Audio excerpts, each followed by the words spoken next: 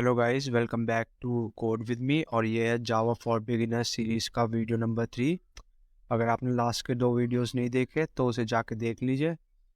और आज हम पढ़ेंगे वेरिएबल्स के बारे में कि वेरिएबल्स क्या होते हैं। तो चलिए शुरू करते हैं। सबसे पहले हम खोलेंगे विजुअल स्टूडियो कोड्स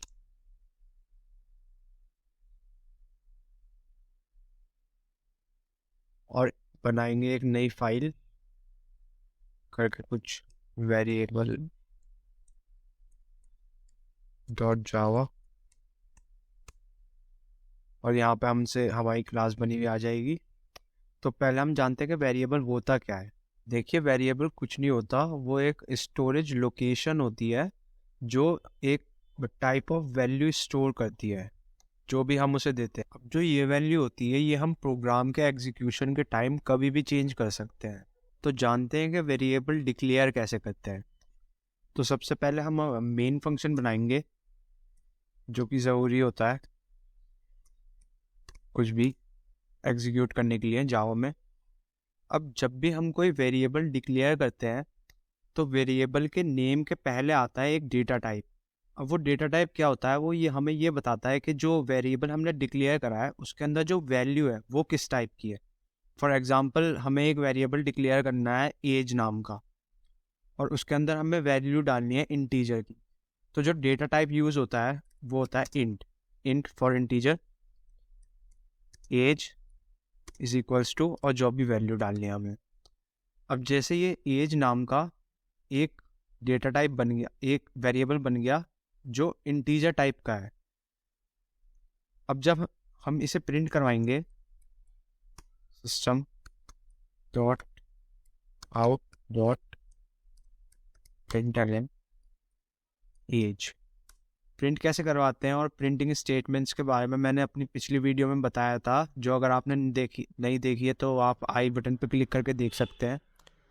अब जब हम कोई वेरिएबल प्रिंट करवाते हैं तो हमें बस उस वेरिएबल का नेम लिखना होता है, और हम अगर रन कर देंगे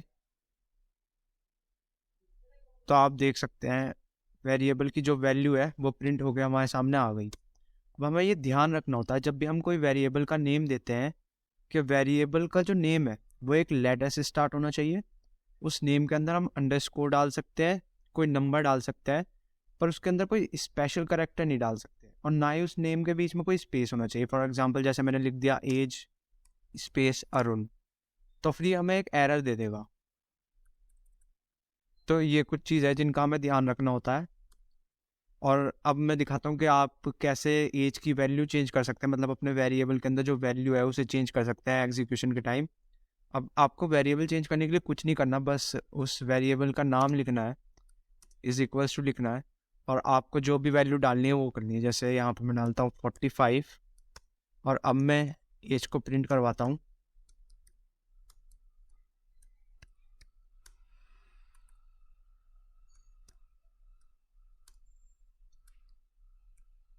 और अब इस कोड को रन करता हूँ तो आप देख सकते हैं कि एज की जो पहले वैल्यू थी वो थी 34, और जब हम एज की वैल्यू चेंज करी तो एज की वैल्यू चेंज होके हो गई 45। तो ऐसे हम किसी भी वेरिएबल की वैल्यू चेंज कर सकते हैं प्रोग्राम में एग्जीक्यूशन। अब डेटा टाइप कई टाइप के होते हैं। जैसे अगर हमें कोई वर्ड या सेंटेंस स्टोर करना है तो हम डेटा टाइप का यूज़ कर स्ट्रिंग डेटा टाइप का यूज़ करते हैं। और जैसे कि देखिए, string name is equals to double inverted comma Rohan. ये मैं पहले भी बता चुका हूँ कि जब कोई हम सेंटेंस या फिर वर्ड लिखते हैं तो हमें उसे डबल इन्वर्टेड कॉमा में लिखना होता है। या फिर हम किसी कैरेक्टर को स्टोर करना चाहते हैं तो हम कैर डेटा टाइप का यूज़ करेंगे, ए इज इक्वल्स टू ए। अब जब हम किसी कैरेक्टर को लिखते हैं तो हम लिखते हैं उसे सिंगल इन्वर्टेड कॉमा में, और जब हम किसी वर्ड या फिर सेंटेंस को लिखते हैं तो हम लिखते हैं उसे डबल इन्वर्टेड कॉमा में। अब हम डेसिमल वैल्यूज को स्टोर करने के लिए 2 तरीके के डेटा टाइप यूज़ कर सकते हैं।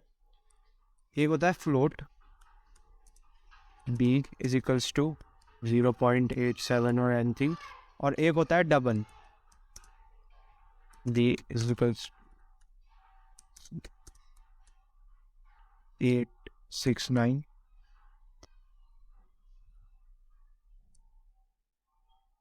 अब आप ये ध्यान रखिएगा कि जब हम फ्लोट डेटा टाइप यूज़ करते हैं तो हमें डेसिमल के बाद f लगाना होता है, और जब हम डबल यूज़ करते हैं तो डेसिमल के बाद कुछ नहीं लगाना होता। मतलब जो जब हमने लिख लिया डेटा टाइप का वैल्यू असाइन कर दी तो लास्ट में f लगाना पड़ता है इन केस ऑफ फ्लोट। अब ये फ्लोट और डबल में फ़र्क क्या होता है? अब ये जो हमने डेटा टाइप बताया ना, इस सब का एक साइज होता है। साइज मतलब ये एक लिमिट तक वैल्यू स्टोर कर सकते हैं। तो फ्लोट में आप 6 to 7 डेसिमल तक वैल्यू स्टोर कर सकते हैं, पर डबल में आप अप टू 15 डेसिमल डिजिट तक वैल्यू स्टोर कर सकते हैं। बस इसमें यही फ़र्क होता है और कुछ फ़र्क नहीं होता। एक और चीज़, वेरिएबल का नेम देते वक्त याद रखिएगा कि आप किसी भी दो वेरिएबल का सेम नेम नहीं दे सकते। मान लीजिए मैंने यहाँ पे डबल एक सी नेम का वेरिएबल बनाया और ऐसे ही यहाँ पे भी एक सी नेम का वेरिएबल बनाया, मैं ऐसा नहीं कर सकता, ये एक एरर दे देगा। तो आप कोई भी अलग अलग वेरिएबल्स सेम नेम के नहीं बना सकते।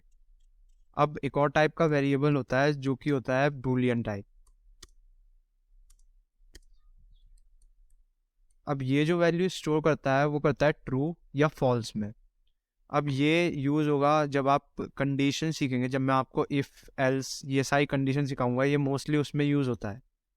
वैसे तो और भी टाइप के डेटा टाइप्स होते हैं, पर यही कुछ मेन डेटा टाइप्स हैं जो आगे आपको प्रोग्रामिंग में यूज़ होंगे। तो आज के लिए बस इतना ही, और नेक्स्ट वीडियो में हम और डीप जाएंगे और अच्छी तरीके से सीखेंगे कि ये सब कैसे होता है। मैं आपको एल्स, इफ़ एल्स और कंडीशनल स्टेटमेंट्स के बारे में सिखाऊंगा। तो तब तक के लिए goodbye, and don't forget to like this video and subscribe the channel.